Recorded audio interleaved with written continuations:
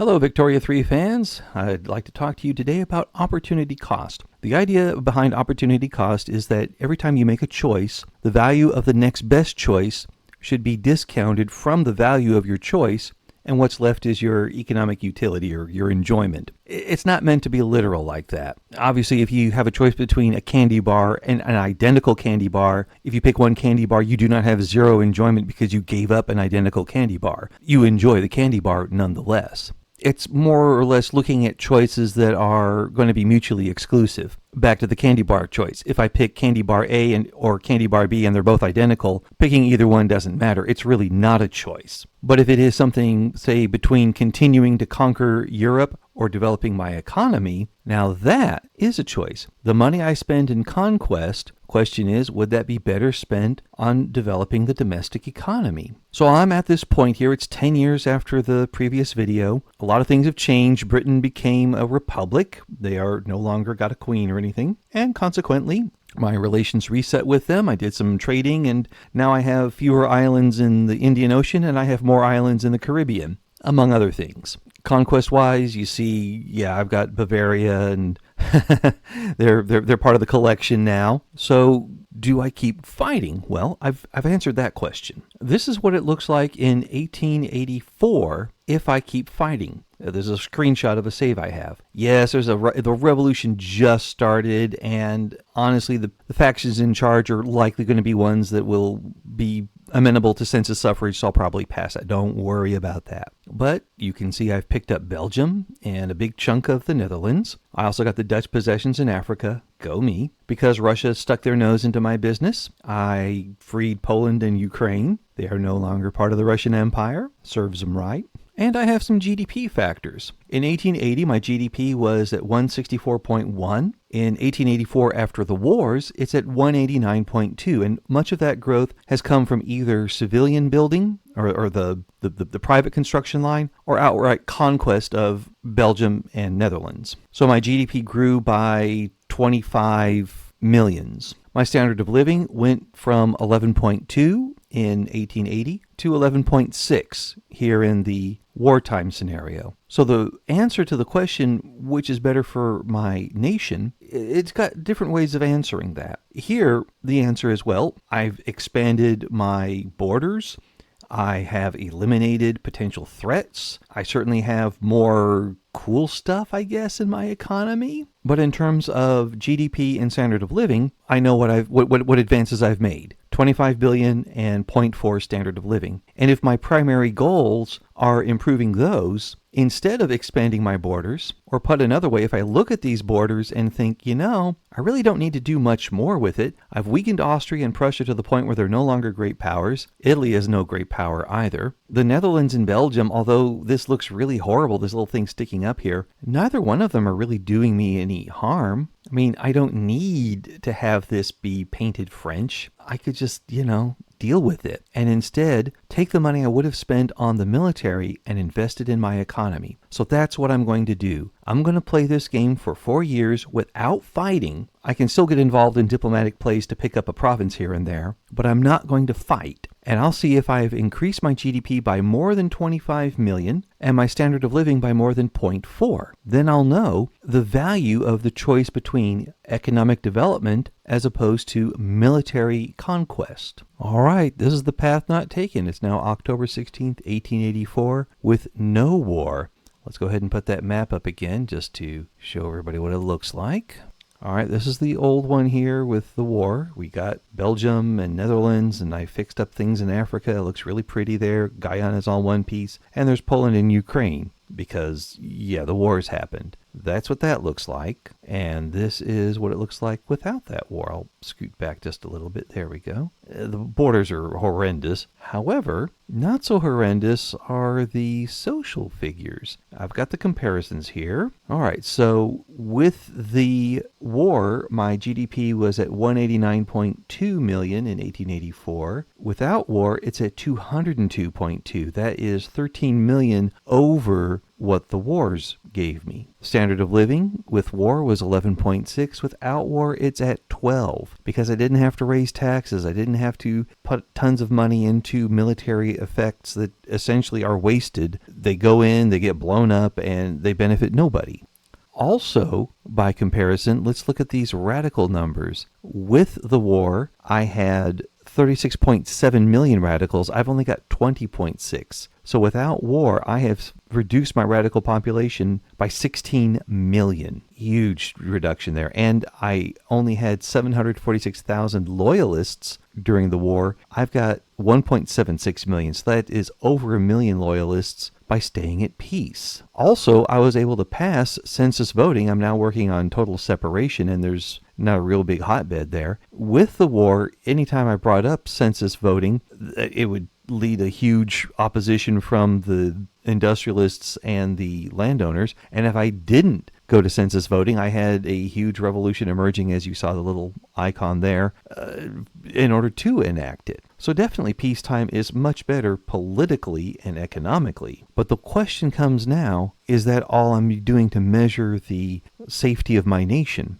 For example, if I hadn't had these adventures here in Germany, they'd be coming from my Alsace-Lorraine, which is a very important part of my economy. Did I need to grab Venice and Lombardy from Austria? Not really, but they're also places where I have a lot of loyalists, and they prove to be important sources of industry that are benefiting my republic. And moving into southern Germany, I didn't really need to do this. I only wanted Rhineland, but I took Baden to take away the wood from the Prussian market and mess them up, and then taking Württemberg and Bavaria just seemed like the next logical thing to do. And they have provided another huge amount of industry and population, skilled workers that are strengthening my economy. And certainly in the other game where I have Belgium and parts of Netherlands conquered, I've got an even larger workforce to work with. And although I have much more radicalism, we are going to work towards getting the census voting. We have had enough, small wars I didn't have to raise taxes on, that we had sort of a peace. And clearly, in 1880, when I wanted to enact census voting, I had like minus 10, this will radicalize the landowners, this will radicalize the industrialists. And in the 1884 with war, they're not so radical. They still oppose it, but they're not going to be radicalized by that. It's just coming later. So definitely having wars are going to push back on when you're able to do reforms, if you want to do them. If you want to play totally authoritarian, then stay at war, but you're going to have some people that are upset with you. Also, by not being at war, I was able to focus on building my relations with Egypt, and now I'm building the Suez Canal. And I do miss the mod that allows me to have the entire two pieces here chunk, because it looks better when you have the whole canal and not just the can, or is this the al? I don't know. I need the canal. Anyway, I'm building the Suez Canal, which I wasn't doing in the other one because I was so focused on war. Opportunity cost. I had a choice in 1880 whether to go with wars and expand the borders and supposedly provide more domestic security, or remain at peace, build up my economy, and attain domestic security through other means. Certainly, my navy and army are such that I don't think anyone is going to try to attack me at this point. Britain, however, is acquiring Hunan. This was their puppet, and now they're annexing them. If they're successful in annexing Hunan, well, let's take a look. Hunan's got 92 million people, really poor standard of living, but that is another 24 million of GDP that'll be tacked into the British economy. And when we take a look at what's in the provinces of Hunan, well, they've got dye and silk plantations, tea and fishing. This one's rice, silk and tea, same. And more of the rice and tea here, some logging. Well, I don't think it's going to be that big of a bonus in terms of adding more factories or skilled workers. It does represent a potentially large manpower pool that they could use to expand in other parts of China the same way they did in India. And if that happens, they become powerful enough to challenge me here on the continent. That's the trade-off in Victoria 3. Are you going to engage in conflicts to defeat your enemies and keep them weak, or are you going to build your economy? Because you can't really do both at the same time. You can knock over smaller countries and colonize Africa and build your economy at the same time. Those are fine. But the knockdown, drag out, huge expenditure style of war that I had with Austria and Prussia in order to knock them offline, if I have to do one of those with England, and if England gets some allies, I'm in serious trouble if I haven't increased the size of my population to to build up my army, if I haven't secured borders to prevent a way to invade my country over land, lots of worries creep into that. So which of those is better? The world in which I fought my wars and now have to deal with a small revolution, but I'm going to be okay with them anyway, where Russia is greatly weakened, Britain is not trying to take over Hunan right now, and France is absolutely as strong in Europe as she's ever been, perhaps even stronger than it was with Napoleon, because this is a very secure power base that I have, as well as that empire in Africa. Or is the world where we're not doing those things and we've built up the empire?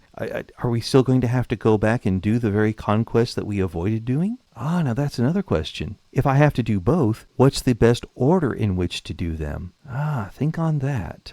Because I truly do have a choice between this world here, where there is economic order and peace and domestic tranquility, but rising threats overseas, and the world in which there aren't any rising threats overseas, but there's a rising threat within the country that I need to be able to manage. And by the same notion, over in this world where there's no current revolution, but also no Poland or Ukraine, am I at a point where the French Republic is made to be where it's positioned to go ahead and engage in those conflicts? I'm sort of going around in circles here, I realize. So which one is better? I don't know. No, I do know. I really think that having Belgium and Netherlands taken care of is actually a better long-term strategy. It reduces the power of nations on my borders, and I've clearly taken a lot out of Russia by reducing their land holdings. So maybe the answer is, yes, you're going to keep conquering, but you might want to consider expanding the amount of time you have in between wars so you can consolidate your gains. If you're going to make states out of the conquered areas, you have time to complete that process. You have time to build out your industry. You have time for your populations to calm down to where you don't have penalties on building. You're able to deal with domestic issues, and then after you've digested your conquest, you're ready to go for another. And so in that sense, even though I like having conquered all this other stuff, I really think the right choice was to develop the economy, take care of the domestic issues, and now I'm in a position where I can go and attain those natural borders. I'm secure enough at home that I can make those conquests abroad. I hope this helps you with your strategic thinking. I hope this helps you with your way to analyze your strategy in your Victoria 3 game, when it's right to move out and when it's right to consolidate. And I hope you're with me for the next one. Until next time, I'm Mr. Dean, and I hope all the diplomatic plays go the way you want them to go.